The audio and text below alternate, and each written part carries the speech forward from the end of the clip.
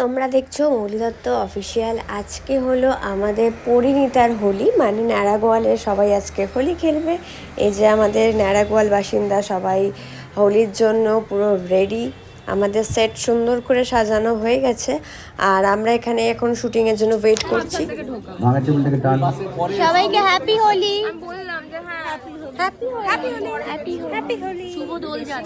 হ্যাঁ, শুভ দোলযাত্রা। কোথায় পারুল পোজ দিল?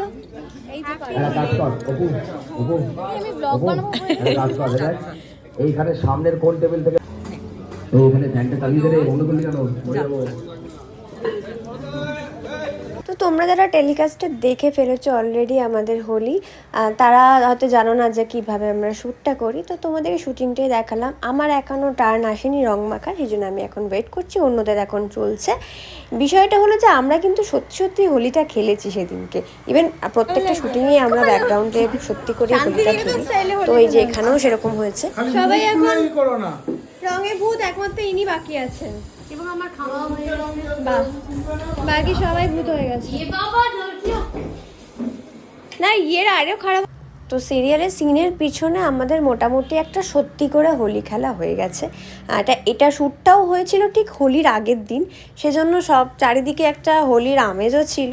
তো আমরা সুন্দর করে মানে নিজেরাও রং খেলেছি, জল রং খেলেছি, প্রায় 7-8 ঘন্টা মতো ওরকমভাবে ছিলাম রং টং মেখে সবাই মিলে একসাথে।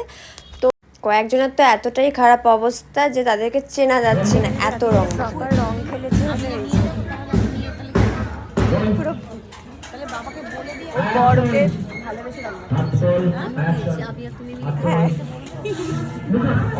এই যে আমাদের বলাই দাদা এখন রিহার্সাল করছে নিজের মনে। বলাই দাদা সত্যি সত্যি হোলি খেলে ফেলেছে, যেটা আমি আগের ভিডিওটাতে দেখালাম। সো চলো, আমি ভিডিওটা এখানেই শেষ করছি। সবাই ভালো থেকো, সুস্থ থেকো। দেখা হচ্ছে অন্য একটা ভিডিওতে। Tata, bye bye.